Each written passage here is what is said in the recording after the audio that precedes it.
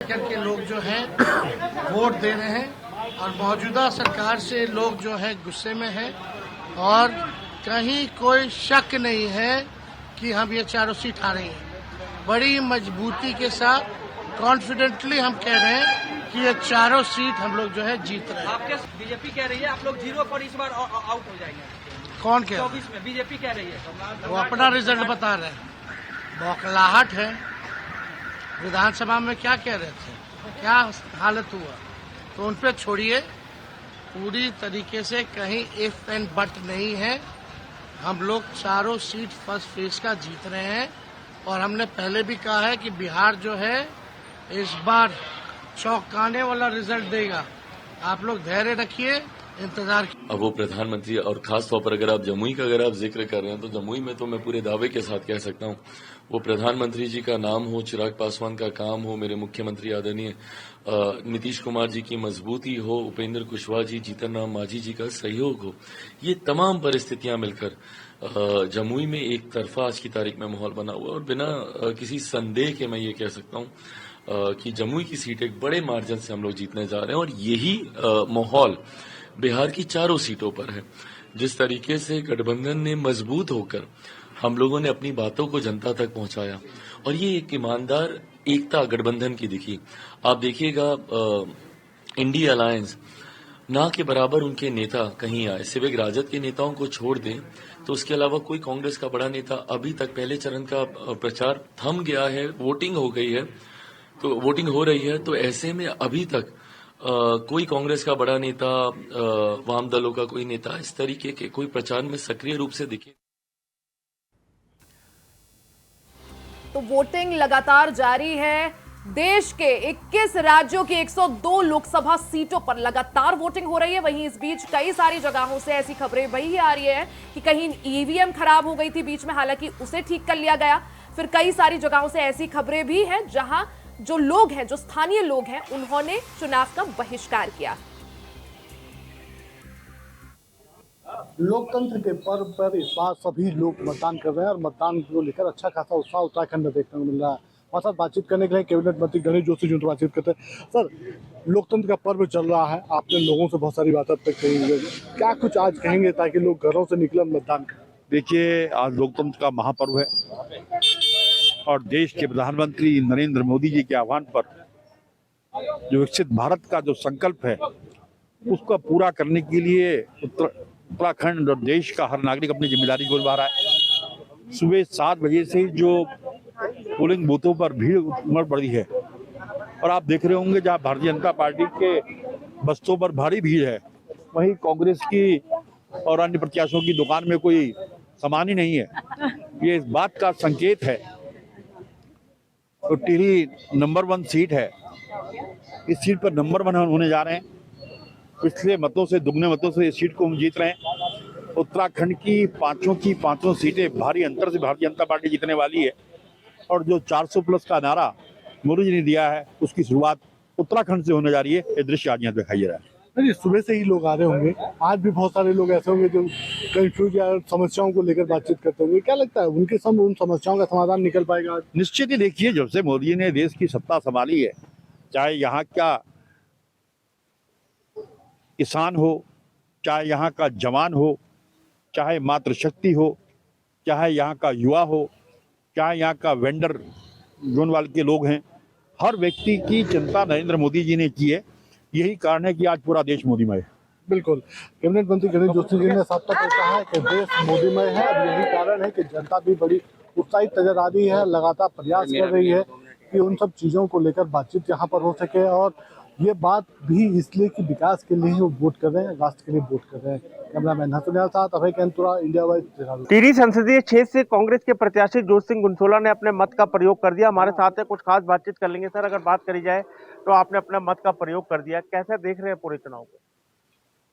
चुनाव जो है बड़े उत्साह के साथ लोग जो हैं अपने मत का प्रयोग कर रहे हैं और अच्छा सा लग रहा है। लोगों के मन में उत्साह भी है। नौजवान पहले वोट देने जा रहे हैं, वो अति उत्साही हैं और जनता जो है एक अपना मन बना चुकी है कि परिवर्तन होना है और आभास भी हो रहा है कि परिवर्तन होगा। और परिवर्तन भी, पहला परिवर्तन जो है टिहरी संसदीय क्षेत्र से हुआ है और आने वाले चुनाव में पूरे देश में परिवर्तन की लहर दौड़ रही है और महंगाई, बेरोजगारी, तमाम ऐसे ज्वलंत मुद्दे हैं जिन मुद्दों में जनता आत्मसात है। अब हम नहीं पैरोकारी कर रहे हैं जनता से, बल्कि जनता खुद भी अपने को इसके साथ जोड़ रही है कि हमारे बच्चे पढ़ लिख गए हैं, उनका होगा तो होगा क्या, बीटेक एमटेक सब कर चुके हैं, लेकिन इनको नौकरी कहीं नहीं मिल रही है। तो ये तमाम मुद्दे जो हैं, महंगाई का मुद्दा तो ज्वलंत है ना। अच्छा, विकास के नाम पर वो चुनाव नहीं लड़ रहे हैं। बीजेपी का ये मुद्दा सिर्फ ये है कि मोदी मोदी मोदी। अब मोदी का जो ग्राफ है वो अब धीरे धीरे कमजोरी की तरफ बढ़ रहा है ना। तो इससे परिवर्तन, क्योंकि उनके जीवन और मरण का प्रश्न बन गया है ये। और हम लोग भी जो है, क्योंकि 62% मत जो है इंडिया अलायंस के पास है, 38% का मत उनके पास है। 303 सीटों पर जो है इंडिया अलायंस 1 to 1 हो रहा है। तो जीत की आशंका उनकी बन नहीं पा रही है, 180 से कहीं ऊपर जा नहीं पा रहे हैं, तो वो उससे भ्रमित हो रहे हैं। और शायद उसी का ही परिणाम है कि मसूरी जैसी जगह पर जेपी नड्डा साहब आए, राष्ट्रीय अध्यक्ष। ऋषिकेश में जो है मोदी जी आए, रामनगर में मोदी जी गए। तो इस तरह का एक ये पहलू सामने आ रहा है, लेकिन जनता ने मन बना लिया है कि परिवर्तन होगा और हो के रहेगा। आप अपनी जीत को लेकर कितना आश्वस्त हैं? बस जनता जिस तरह का रुझान दे रही है उससे मैं आश्वस्त हूँ कि जीत भी होगी और अंतर भी कुछ बेहतर होगा। ये थे हमारे साथ ज्योति सिंह गुनसोला, जिन्होंने साफ तौर पर बताया कि जीत भी होगी और अंतर भी पहले से ज़्यादा मतों से वह जीत हासिल करेंगे। मैं अपने सहयोगी दीपक बंसल के साथ इंडिया वॉइस।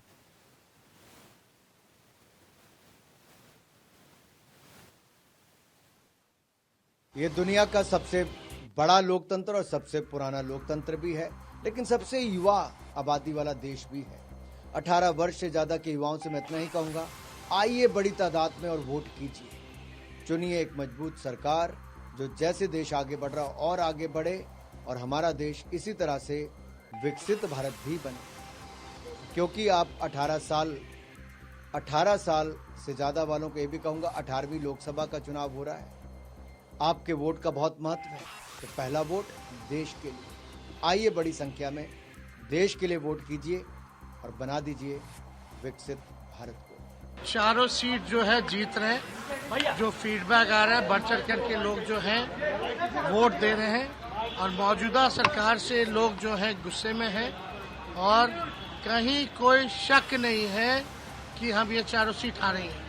बड़ी मजबूती के साथ कॉन्फिडेंटली हम कह रहे हैं कि ये चारों सीट हम लोग जो है जीत रहे हैं। मैंने वोट दिया है देश के लिए। शिक्षा की गुलामी, चिकित्सा की गुलामी, आर्थिक वैचारिक सांस्कृतिक गुलामी, रोगों की नशा की गुलामी से भारत माता को मुक्ति दिलाने के लिए। मैंने वोट किया है विरासत मूलक विकास के लिए, संस्कृति मूलक समृद्धि के लिए।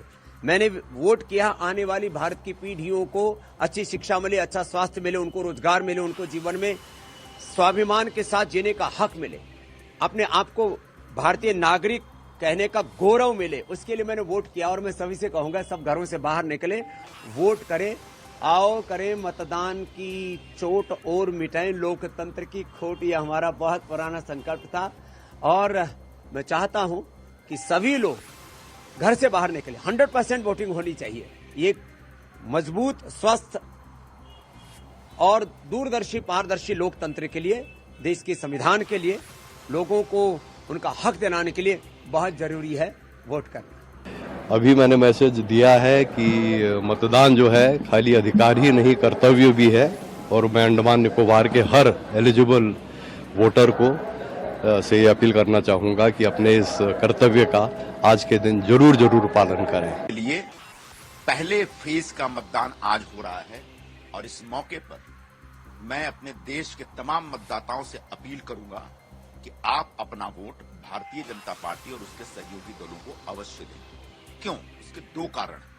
पहला कारण तो कांग्रेस पार्टी को वोट देकर अपना वोट बर्बाद न करें, क्योंकि कांग्रेस पार्टी अब एक मुंबई की हेरिटेज बिल्डिंग की तरह रह गई है, ये रहने लायक नहीं है। कुछ पुराने टके हारे जो नेता है वो टेका देके बिल्डिंग संभाले हुए हैं। तो ये बिल्डिंग संभाल के रख सकते हैं, लेकिन ये देश के हालात नहीं बदल सकते, क्योंकि ये अपने ही हालात नहीं बदल पाए।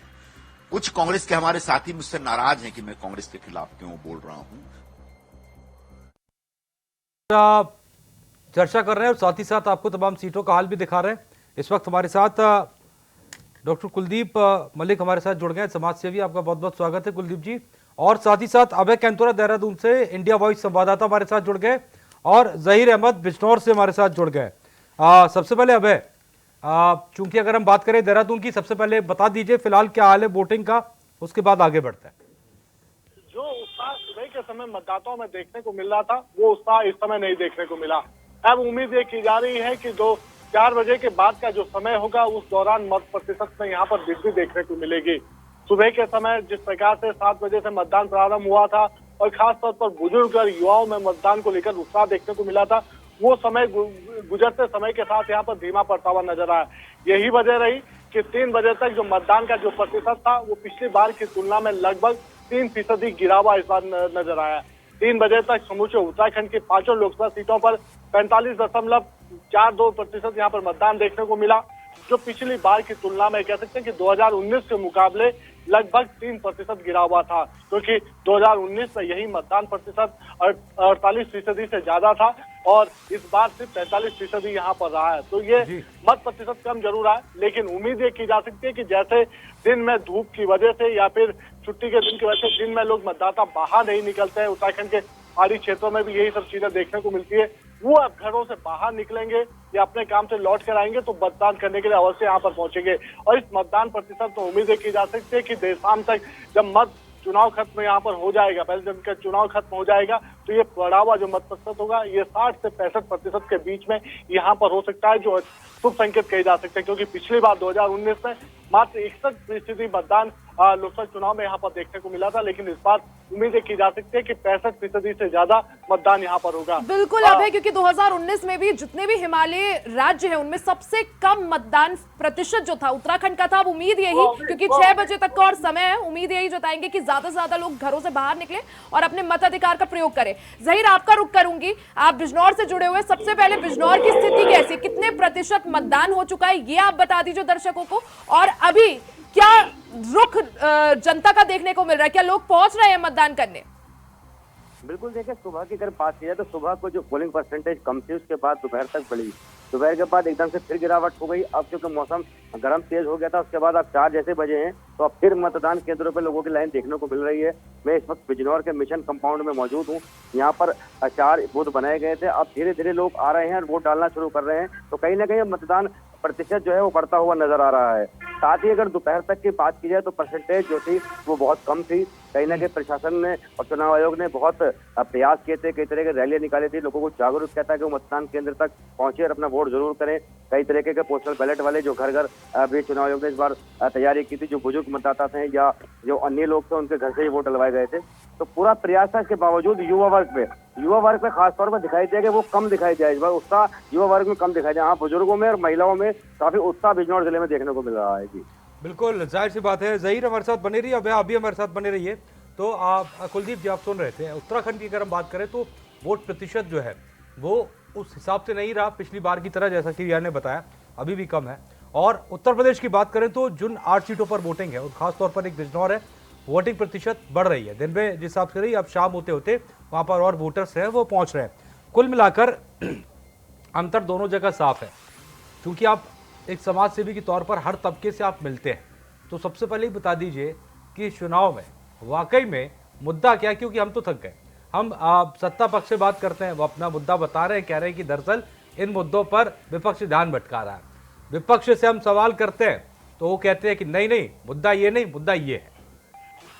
देखिए मिश्रा जी, मैं आपको बताऊं, ये जो चुनाव है ये बिल्कुल अलग तरीके का चुनाव है। जिस तरीके से अक्सर हम चुनाव के अंदर सरगर्मी देखते हैं, खासतौर से मैं भी पश्चिम उत्तर प्रदेश से आता हूं, मुजफ्फरनगर से आता हूं, जो सरगर्मी चुनाव के दौरान होती है, हाँ। वो सरगर्मी आपको जो है इस बार देखने को नहीं मिलेगी। जी लगभग 50% मतदाता शांत है, और वो शांत मतदाता किसके पक्ष में, हाँ। वोट डालेगा, किसके विपक्ष में वोट डालेगा, ये तो आने वाला समय बताएगा। जहां तक आप मुद्दे की बात कर रहे हैं, चूंकि मैं पश्चिम उत्तर प्रदेश मुजफ्फरनगर से आता हूं, तो भाई पश्चिम उत्तर प्रदेश में तो किसान है और किसानों के बच्चे जवान हैं, तो वहां तो जो सबसे बड़ा मुद्दा है वो किसानों का मुद्दा है, वो जवानों का मुद्दा है। अगर मैं जवान की बात कर रहा तो मैं अग्निवीर के मुद्दे की भी बात कर रहा, मैं बेरोजगारी के मुद्दे की भी बात कर रहा। तो कहीं ना कहीं ये मुद्दे, और इसके अलावा जो खास तौर पर आपको देखने को मिलेगा पश्चिम उत्तर प्रदेश के अंदर, अगर मैं 2013 के बाद की बात करूं, यानी कि मुजफ्फरनगर दंगों के बाद की बात करूं, तो पश्चिम उत्तर प्रदेश की राजनीति में हिंदू मुस्लिम का मुद्दा हमेशा हावी रहा। लेकिन मुझे खुशी है और प्रसन्नता है आप लोगों के माध्यम से ये पूरे हिंदुस्तान की जनता को बताते हुए कि मैं पश्चिम उत्तर प्रदेश के लगभग हर एक जिले में भ्रमण किया, लेकिन अब हिंदू मुस्लिम का मुद्दा मुझे नजर नहीं आया। तो कहीं ना कहीं ये अपने आप में बहुत ही साफ संकेत, और इसका रिजल्ट पश्चिम उत्तर प्रदेश की जो सीटों के ऊपर जो चुनाव हो रहा, और आज सुबह से चूंकि आप भी रिपोर्टिंग कर रहे हैं, तो आपको भी कहीं ना कहीं इसका असर देखने को मिल रहा होगा। बिल्कुल कुलदीप जी, आपने अग्निवीर का और जिक्र किया, तो चूंकि अगर हम उत्तराखंड से उसको जोड़ देते हैं जी, तो पश्चिमी उत्तर प्रदेश से ज्यादातर बच्चे जो है वो आर्मी में जाना चाहते हैं, तो देश की सेवा करना चाहते हैं, और उत्तराखंड का भी यही कुछ आलम है। उत्तराखंड में जो वोट परसेंटेज कम हुआ है, उत्तराखंड में क्या अग्निवीर एक ऐसा मुद्दा बन गया है जो फिलहाल बीजेपी को थोड़ा बैकफुट पर ले जा रहा है पश्चिमी यूपी के बाद? हाँ, देखिए मिश्रा जी, जहां तक वोट परसेंटेज कम होने का सवाल है, आप ये देखिए कुछ लोग अब से पहले ऐसे थे, अभी भी ऐसे है कि वे या तो बीजेपी को वोट डालेंगे या फिर वे किसी पार्टी को वोट नहीं डालने के। तो फिलहाल जो ये वोट परसेंटेज कम हो रहा, ये उन लोगों की संख्या है जो बीजेपी के अलावा किसी दूसरी पार्टी को वोट देना नहीं चाहते, तो वो घर के अंदर बैठे, उसका रिफ्लेक्शन कहीं ना कहीं आपको वोटिंग परसेंटेज में देखने को मिल रहा। आप ये कहीं ना कहीं सीन जो है मुजफ्फरनगर और पश्चिम उत्तर प्रदेश में भी देख सके, खास तौर से जो क्षत्रिय समाज है, जहां तक मेरा आकलन है, क्षत्रिय समाज की मीटिंग जो है देखने को मिली। क्षत्रिय समाज कहीं ना कहीं भारतीय जनता पार्टी का जो है कोर वोटर हुआ करता था, लेकिन आज क्षत्रिय समाज के अंदर नाराजगी है, तो उनमें से कुछ लोग तो वोट डालने के लिए आए, और जिनको भारतीय जनता पार्टी को ही वोट करनी थी और वो भारतीय जनता पार्टी को वोट करना नहीं चाह रहे, तो वो कहीं ना कहीं घरों के अंदर बैठे हुए खामोश बैठे। इस वजह से आप उत्तराखंड की बात करो या पश्चिम उत्तर प्रदेश की बात करो, लेकिन मुझे पूरी उम्मीद है कि धीरे धीरे, चूंकि अभी समय है और चूंकि आज गर्मी भी काफी है, धूप काफी तेज है, तो शाम का समय है, लोग आएंगे और शायद हमको एक अच्छा वोटिंग परसेंटेज देखने को मिले। बिल्कुल पंडित जी, इस पर आपसे जवाब लेंगे, उससे पहले अबे आपके पास आना चाहता हूं। अबे बात चूंकि प्रदेश की हो रही है और पहाड़ के बारे में कहा जाता है, सुबह भी हमने जिक्र किया, सुबह जल्दी होती है, शाम जो है वो शाम भी उसी हिसाब से जल्दी हो जाती है। तो फिलहाल जिस तरह से समय बढ़ रहा है, वो क्या कह रहा है और किस तरफ दो इशारा कर रहा है वोटिंग परसेंटेज को लेकर? देखिए, उत्तराखंड के समूचे 5 सीटों की अगर हम बात करते हैं, तो इस समय उत्तराखंड की 5 सीटों पर जो स्थिति है वो बड़ी चिंताजनक इसलिए कही जा सकती है कि जो उत्साह यहाँ पर देखने को मिलना चाहिए था, जो उत्साह यहाँ पर होना चाहिए था, वो उत्साह देखने को नहीं मिला है।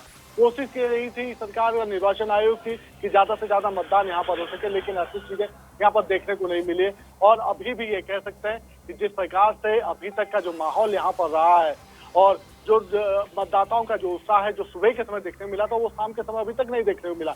लेकिन कोशिश यही, ये उम्मीद ये की जा सकती है कि निर्वाचन आयोग ने जो जागरूकता अभियान यहाँ फैलाया था, जो प्रयास यहाँ पर किए थे, उस प्रयास के चलते उत्तराखंड में जो मत प्रतिशत है वो पिछली बार से कुछ प्रतिशत ज्यादा बढ़ा हुआ हो सकता है, लेकिन अभी तक वो सब चीजें देखने को मिले। और इसके अलावा इसके पीछे के अगर असल कारणों की वजह अगर हम पता करना चाहें, तो ये नजर आती है कि खास तौर पर जो राज्य का जो युवा मतदाता था, जिसके कंधे पर बड़ी जिम्मेदारी इस समय समझी जा सकती थी, सियासी दलों ने जिसको लुभाने के लिए बहुत सारे वायदे यहाँ पर, चुनावी वायदे यहाँ पर किए थे, वो मतदाता इस समय अपने घरों से बाहर नहीं निकल पाया और ना उसमें वोट करने की कोई ज्यादा पहल यहाँ पर करते दिखी है। हाँ, जो उत्साह यहाँ पर दिखा वो बुजुर्गों में ज्यादा उत्साह यहाँ पर दिखा और महिलाओं में उत्साह ज्यादा देखने को मिला। वो घरों से निकल कर बाहर आए और अपने मत को वोट करने, अपने वोट को डालने का उनकी तरफ से काम यहाँ पर किया गया, लेकिन जो युवाओं के लिए होना चाहिए था वो यहाँ पर देखने को नहीं मिला। फिलहाल अभी समय बाकी है और 5 बजे तक का समय मतदान के लिए रखा गया, तो ऐसे में जो 5 बजे तक जो भी मतदाता पोलिंग बूथ पर यहाँ पर आएगा उसको पूरा वोट करने का अधिकार वहाँ पर होगा। और ये इसके चलते ये कह सकते हैं कि जब 5 बजे के बाद जब आखिरी काउंटडाउन यहाँ पर शुरू होगा, यानी जो लोग होंगे, तो उसमें बढ़ा हुआ मत प्रतिशत निर्वाचन आयोग के लिए भी संतोषजनक कहा जा सकता है और सरकार के लिए भी। जी बिल्कुल, वहीं जहीर का भी रुख करेंगे, बिजनौर से हमारे साथ बने हुए हैं। जहीर, इसके साथ ही साथ चूंकि अगर आप साफ से समझना चाहें, आप मलूक नागर जो कि सांसद हैं, अभी हाल ही में बीएसपी छोड़कर आरएलडी के अंदर आ गए हैं बीजेपी की सहयोगी पार्टी में। बीएसपी हालांकि अभी भी दमखम की बात कर रही है। क्या मलूक नागर के आरएलडी में आने से किसी भी तरह का वोट शिफ्ट हुआ है क्या, किसी भी तरह से?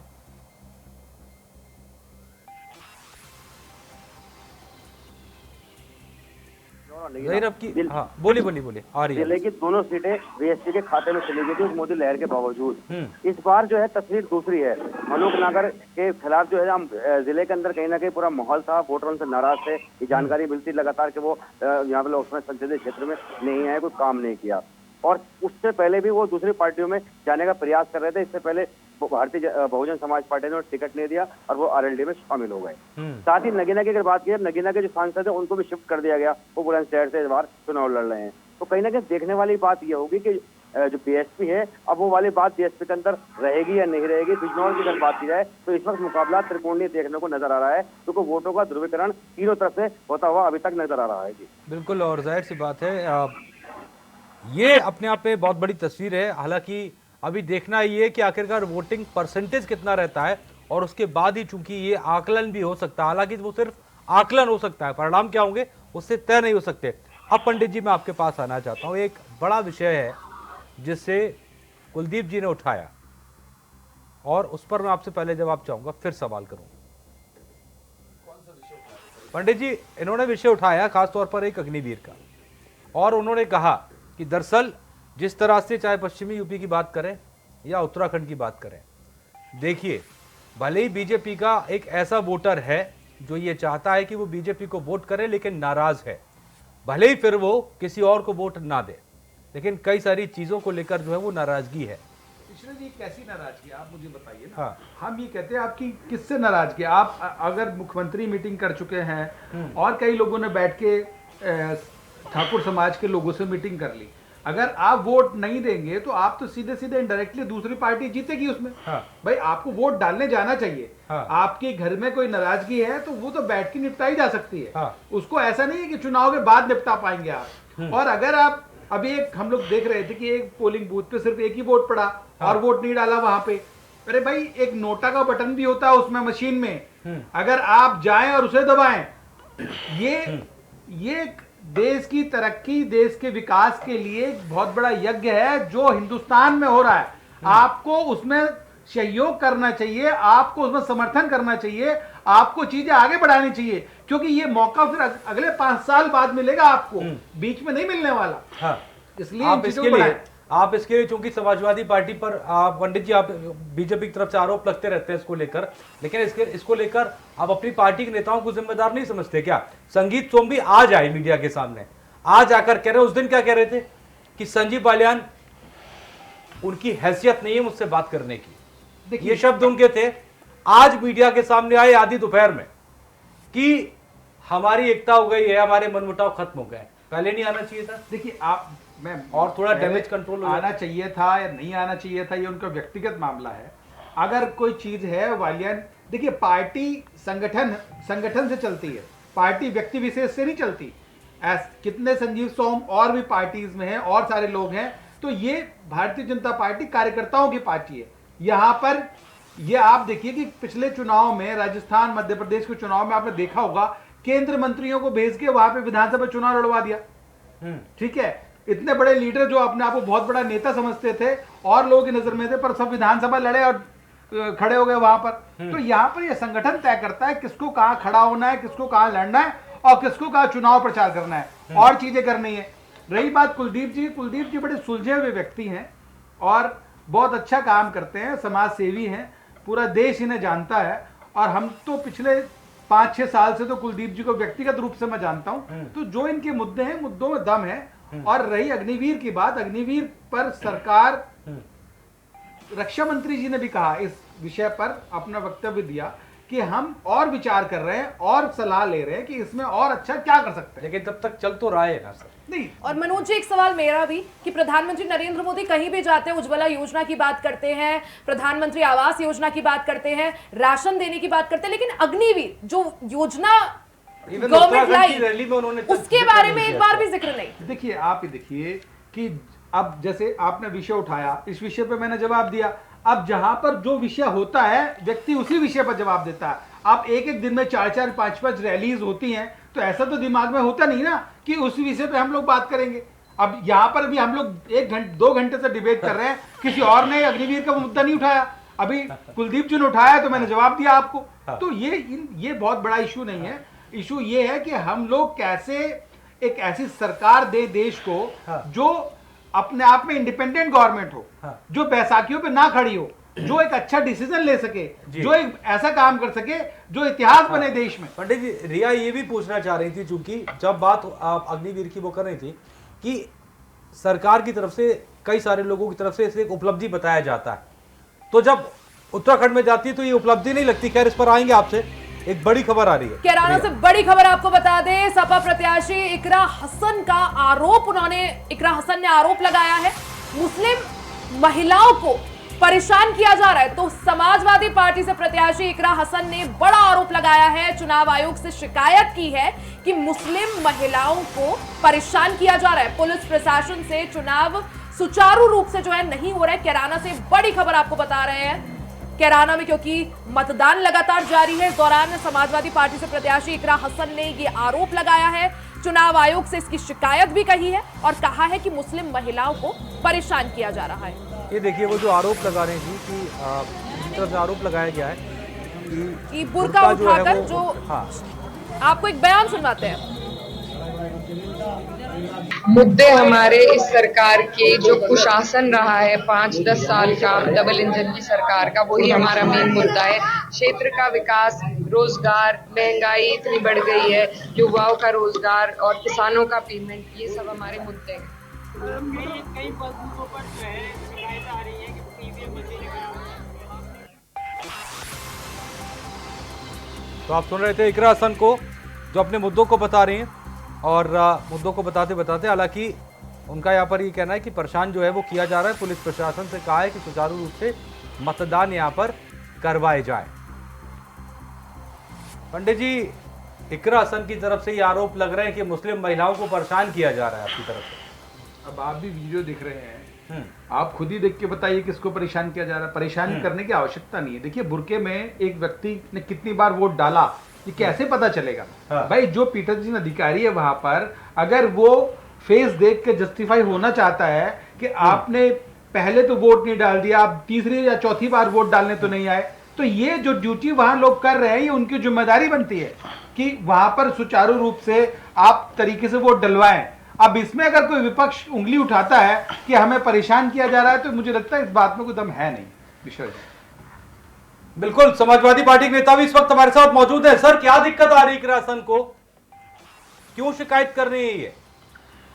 असल में बीजेपी इन 8 सीटों में तो पहले से ही हारी हुई थी 5 सीट। हाँ, अब उसको 8 को 8 हारने पे है, तो खाली उतना ही नहीं कर रहे जितना इकरा मैडम ने कहा है। कई जगहों से शिकायतें मिली जहां ईवीएम खराब है, प्रशासन मतदान को रोक दे रहा है, वोटर लिस्ट में से नाम ही गायब है, पीठासीन अधिकारी बदतमीजी कर रहे हैं, पर्चियां नहीं भेजी गई जबकि मैंडेटरी हो गया था। तो अभी एसपी हसन साहब के यहाँ एक दरोगा जाके घुस गया अंदर में। तो इकरा जी की यहाँ जो परेशानी है, तो इकरा जी की यहाँ जो परेशानी है, अभी एक महोदय ने कहा कि मुंह देख के बताएंगे कैसे चुनाव पड़ा, वोट डाला कि नहीं डाला। मुंह देखे भारतीय चुनाव, भारत कैसे देखेंगे सर? फिर कैसे जस्टिफाई करेंगे? कैसे आइडेंटिटी, कैसे आप फाइनल करोगे कि कौन है कौन नहीं है? आप मुझे बताइए भाई। अरे महोदय ने कहा या आपने कहा महोदय, और ठीक है, पर लेकिन अभी तो चुनाव आयोग के हाथ में सारी पावर है। चुनाव आयोग डिसाइड करेगा कि क्या करना है क्या नहीं करना। अगर आपको लगता है कि वहां गलत है तो दोबारा चुनाव हो जाएगा। कौन सी आफत आ रही है उसमें? कौन सा पहाड़ सिर पर उठाने की बात कर रहे हैं हम लोग? बीजेपी के नेता महोदय धैर्य है आपने कि नरेंद्र मोदी जी का आप भी धैर्य खो दिए हैं? नहीं, हम तो धैर्य, भारतीय जनता पार्टी के सारे लोग धैर्य में रहते हैं। धैर्य तो खोते समाजवादी पार्टी के लोग। रविंद्र जी, आपने तस्वीरें देखी है क्या? नहीं, धैर्य सुन लीजिए, मैं बता रहा हूँ। आपने तस्वीरें देखी है क्या? निर्वाचन आयोग के खिलाफ ये बोल रहे हैं। निर्वाचन अब आप देख लीजिए, आप एक बार पहले तस्वीरें देख लीजिए सर। आप पहले सुन लीजिए, आप इन तस्वीरों को देख लीजिए और उसके बाद तय करिए, फिर बताइए कि क्या गलत है। हम लोग वार रूम में बैठे हुए, हम सब देख रहे हैं। मैंने अब आपने तस्वीरें देख ली हैं, अब आप बता दीजिए कि इन तस्वीरों में क्या दिक्कत है। पहले तो निर्वाचन आयोग के खिलाफ जो बोला भारतीय जनता पार्टी के महोदय ने, वो सुन लीजिए। निर्वाचन आयोग चुनाव सर पहले ये बता दीजिए, फिर वो बता दीजिए, पहले बता दीजिए तस्वीरों में क्या क्या गलत है सर। पहले जो भारतीय जनता पार्टी ने निर्वाचन आयोग के खिलाफ बोला उस पर बोलूंगा मैं, पहले सुन लीजिए। ठीक है, उस पर बोलिए, उसके बाद जवाब। इन्होंने ये कहा कि चुनाव चेहरा देख के किसी ने मत का प्रयोग किया कि नहीं किया, चेहरा देख के पता लगता है। जबकि निर्वाचन आयोग की गाइडलाइन है कि जो हाथ पे निशान लगाया गया है उसको देख के पता किया जाए।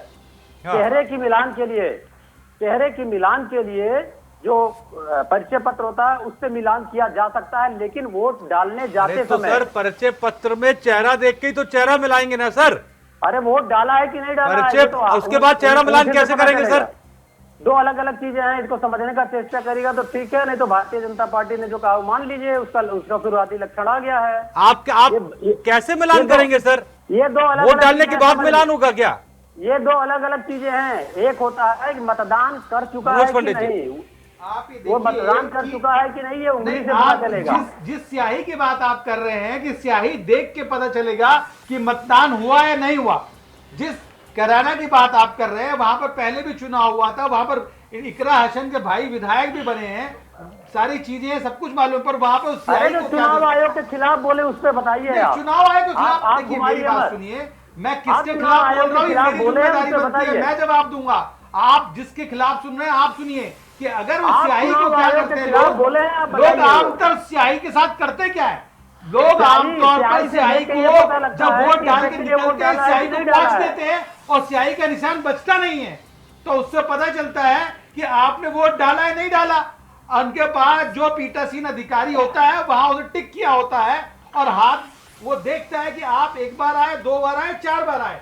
पहले जो बोले थे चुनाव आयोग के खिलाफ उस पे कायम रहिए। ठीक है रविंद्र जी, आऊंगे आपके पास। जहीर का रुख करेंगे। जहीर, जिस तरह से कैराना से खबर आई है, क्या ऐसा कुछ विवाद बिजनौर में भी सामने आया है।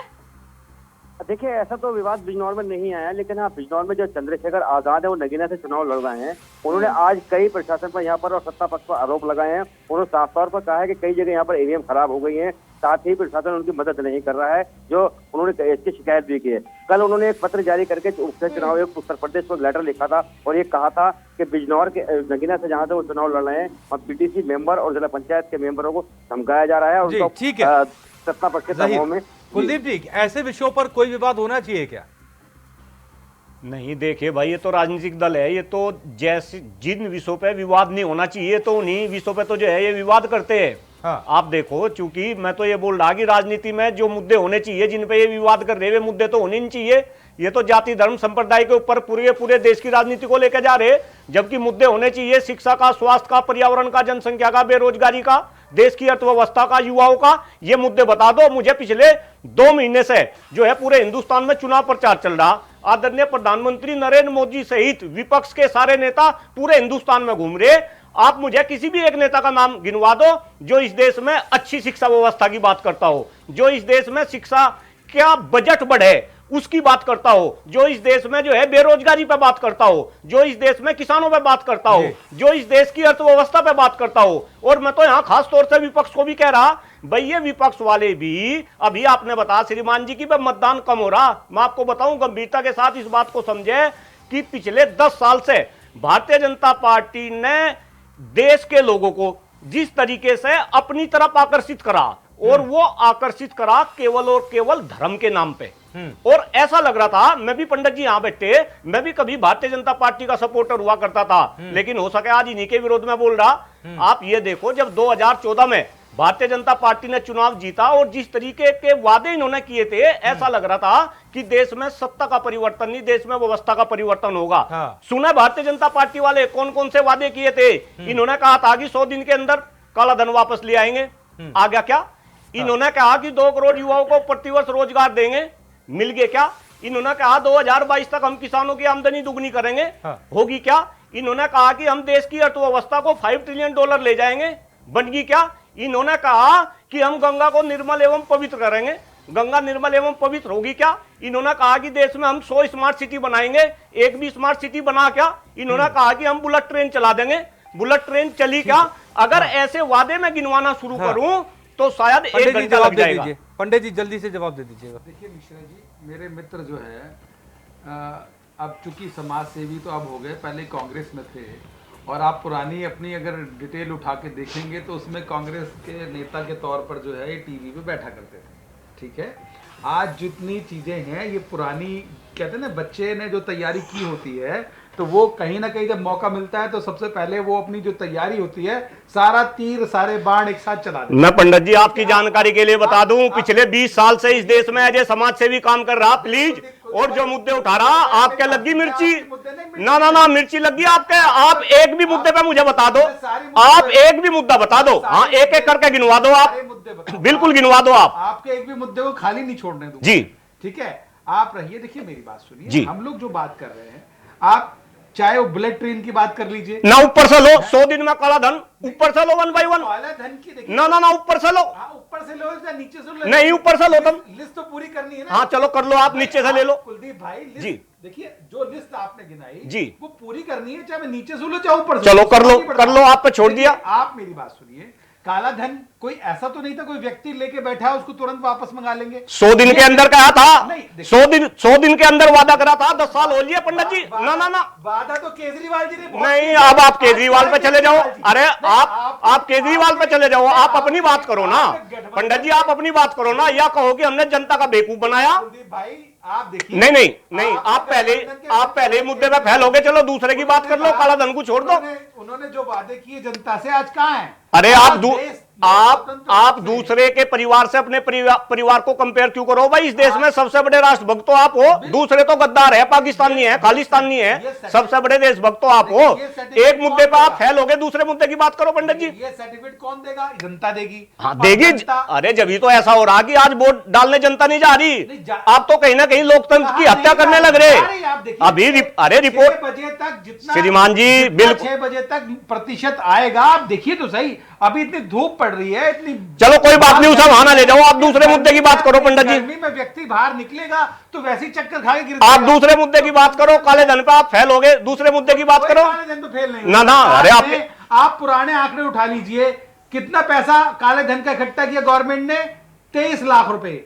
हमने 2000 करोड़ रुपए इकट्ठा किया पूरे हिंदुस्तान में, जहां छापे लगे, जहां पे काला धन बरामद हुआ, जहां चीजें आई, ये बहुत बड़ी रकम है, छोटी रकम नहीं है। 2000 करोड़ 23 लाख और 2000 करोड़ में कितना फर्क होता है ठाकुर साहब? पंडित जी आप कितना ही एक्सप्लेन कर लो, कोई नहीं समझने का, दूसरे मुद्दे की बात करो, काला धन छोड़ दो, चलो दूसरे मुद्दे पे। नहीं, आप मेरी बात से नहीं, मैं नहीं सेटिस्फाई, कोई सेटिस्फाई नहीं, हिंदुस्तान के 140 करोड़ लोग भी सेटिस्फाई नहीं। आप सर्वे करा लो, जो हमारी आपकी डिबेट हो रही, दूसरे मुद्दे की बात करो, आप किसानों की बात करो। आपने 2022 तक किसानों की आमदनी दुगनी कहा था, बताओ क्या हुआ? कुलदीप भाई बात सुनिए, आप देखिए, हम 5 राज्यों में चुनाव हुआ, क्या पोजीशन रही? देखिए पंडित जी, मुद्दों पे बात कभी कभी होती है, ये तो मैं धन्यवाद दे रहा, टीवी चैनल का की मुद्दों पे बात हो रही नहीं, इनका धन्यवाद दे रहा। आप किसानों की आमदनी दोगुनी करनी थी, आपको 2022 तक, वो बताओ क्यों नहीं हुई? नहीं कर दी। अरे वाह, अरे पंडित जी क्या बात कर दी आपने, क्या बात कर दी, शर्म आनी चाहिए। बस मेरी बात सुन लो 1 मिनट। अरे किसानों की लागत बढ़ा दी आपने, बिजली बढ़ा दी, डीजल बढ़ा दिया। पंडित जी 1 सेकंड रुकिएगा, कुलदीप जी 1 सेकंड रुकिएगा, 1 सेकंड रुकिएगा सर। पंडित जी अभी याद आया, चूंकि आप संगीत सोम की बात भी कर रहे थे, तो उनका एक बयान सुनवा देते हैं आपको, फिर बात करते हैं। पूरे भारत की जनता ने मन बना लिया है कि तीसरी बार फिर से यशस्वी प्रधानमंत्री नरेंद्र भाई मोदी को 400 पार करके उन्हें प्रधानमंत्री बनाना है। तो इसीलिए भारतीय जनता पार्टी का प्रत्येक कार्यकर्ता काम कर रहा है और भारत में 400 पार कर रहा है। क्या 400 में मुजफ्फरनगर शामिल है? 400 पार हैं, आप निश्चित समझिए 400 पार हैं। क्या मुजफ्फरनगर सीट इसी में शामिल है 400 पार? मैं तो मुजफ्फरनगर पे वोट देने आया हूँ भाई, मुजफ्फरनगर पे वोट दे रहा हूँ ना। जो लोग नाराज थे, नाराजगी दूर हो गई? मुझे लगता है सबकी नाराजगी दूर हो गई है, और नाराजगी परिवार में नाराजगी होती रहती है, लेकिन नाराजगी है तो परिवार में ही दूर भी करें। आपका क्या संदेश गया लोगों को? मेरा लोगों को संदेश है कि हम लोग सब भारतीय जनता पार्टी के कार्यकर्ता और काम कर रहे हैं। चारों सीट जो है जीत रहे, जो फीडबैक आ रहा है। तो पंडित जी आपने सुना, 400 पार की बात कही गई, लेकिन कहीं संजीव बालियान का नाम नहीं लिया गया, और उस 400 पार में मुजफ्फरनगर शामिल है कि नहीं? तो उन्होंने कहा वोट मुजफ्फरनगर से देने आया हूं मैं।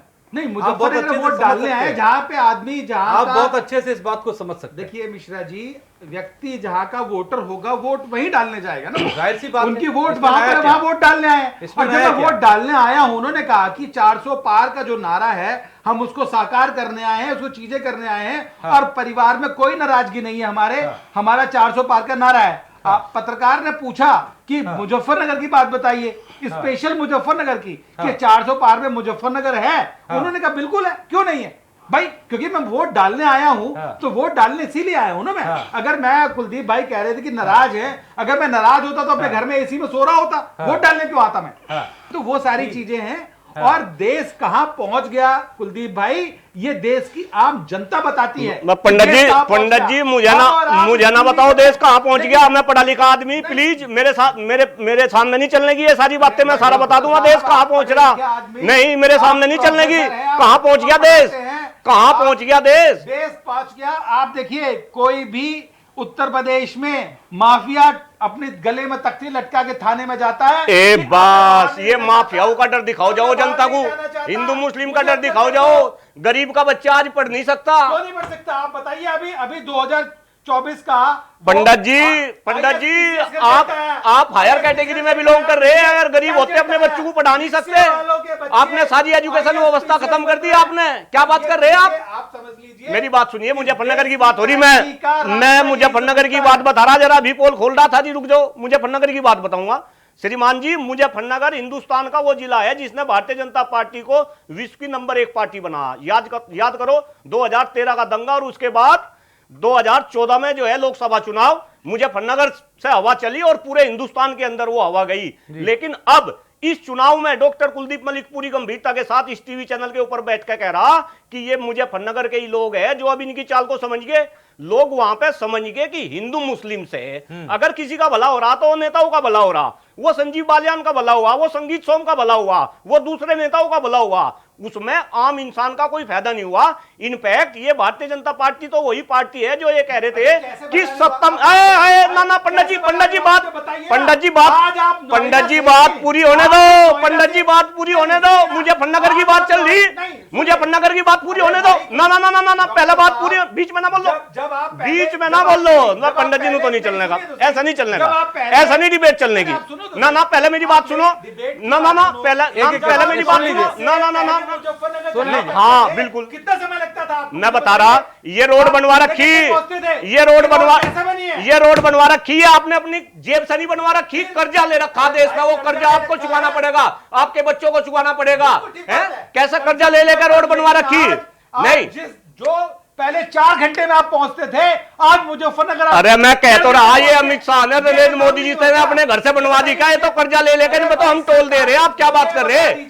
अरे पंडित जी मुद्दे से भटक गए, मुद्दे से भटक गए भाई। मिश्रा जी आप चुप करो जरा पंडित जी को, फिर मैं मुजफ्फरनगर की बात बताऊंगा तुम्हें। चुप करो आप पंडित जी को। घर के पैसे से रोड बनवाई हो, जिसने अपने घर के पैसे से हवाई अड्डे बनवाए हो, जिसने अपने घर के पैसे से मेट्रो बनवाई हो। कर्जा ले लेकर मजा नहीं करा। तुम सारे मजे कर रहे, तुम 4 पेंशन ले रहे हैं और कर्मचारियों की पेंशन आप खत्म कर रहे हैं। आप क्या बात कर रहे? मुजफ्फरनगर की बात हो रही थी मिश्रा जी, मुजफ्फरनगर की बात कंप्लीट होने दो। मैं कह रहा हूं मुजफ्फरनगर वो जिला है जिन्होंने भारतीय जनता पार्टी को विश्व की नंबर 1 पार्टी बना और इसमें केवल और केवल हिंदू मुस्लिम का मुद्दा चला। लेकिन अब मुजफ्फरनगर के लोग समझ गए कि हिंदू मुस्लिम से केवल और केवल नेताओं का फायदा है, इसमें आम इंसान का कोई फायदा नहीं। मैं आपको गंभीरता के साथ ये बात बता रहा, इस देश में वोट डालने वाले 3 कैटेगरी में हैं। एक किसान है, दूसरा युवा है और तीसरा कर्मचारी है। आप देखो इस देश में आज किसान परेशान, इस देश में आज युवा परेशान। आप भी युवा हो, युवा पत्रकार हो, बेरोजगारी आज चरम पे है। और तीसरा, अरे बस अब आप मिश्रा जी पे चले गए भाई। पंडित जी आप शांत रहो, आप पंडित जी शांत रहो, पंडित जी शांत रहो, बात सुनो, मेरी बात पूरी नहीं होने। पंडित जी की चाल है, ये मेरी बात पूरी नहीं होने दे, ये मेरी बात पूरी नहीं होने देंगे, क्योंकि ये लोगों तक बात नहीं पहुंचने देंगे मेरी। एक भी सरकार ने पैसे दिए हो मुझे बताइए। आंकड़े दे दूं सबसे ज्यादा किसान हत्या कर रहे हैं आपकी सरकार में। 1 घंटे में 1 से ज्यादा किसान हत्या कर रहा। कभी खेत में जाके देखा, ठंड में पानी चलाया, जुआ जानो, जेवड़ा जानो, और यहाँ टीवी चैनल पर एसी में बैठकर आप डिबेट करो। शर्म आनी चाहिए पंडित जी आपको। अरे एक सेकंड, नहीं, कोई अगर आप किसान के बेटे होते तो आप इस तरीके की बात ना करते, आप किसान विरोधी बात ना करते, कुछ नहीं जानते। नहीं, आप मुझे बता दो जुआ क्या हो। पंडित जी, कुलदीप जी, एक सेकंड। मिश्रा जी अभी डिबेट का निचोड़ निकल जाएगा। आप बता दो जुआ क्या हो, जुआ क्या हो बताओ। कुलदीप जी, कुलदीप जुआ बोलते हैं। अच्छा, जेवड़ा क्या हो? अरे एक सेकंड सर। संता क्या हो? अरे सर, ये जीके कंटेस्ट ले लीजिएगा सर। अरे एक सेकंड सर, एक सेकंड रुक जाइए सर। एक्चुअली मेरी बात कंप्लीट नहीं हुई। आपकी बात पूरी होगी सर, आपकी बात पूरी होगी सर। एक्चुअली बात ऐसी है सर, पंडित जी को जाना भी है, वक्त हो गया है, और चूंकि हम एक छोटा सा ब्रेक भी लेंगे। ना बात कंप्लीट नहीं हुई मिश्रा जी, ये गलत बात है। आप भी पंडित जी का फेवर ना ना ना ना ना ना ना ना ये गलत बात है। ये सर मत, नहीं तो बात कंप्लीट ना ना ना, वक्त एक्चुअली छोटा सा ब्रेक लेना, ब्रेक के बाद चर्चा जारी रहेगी। ब्रेक के बाद ये चर्चा जारी है, और चूंकि लगातार 21 राज्यों पर 102 सीटों पर चल रही वोटिंग पर भी इंडिया वॉइस की वहां कवरेज जारी है। वक्त छोटे से ब्रेक का, फौरन लौटते हैं।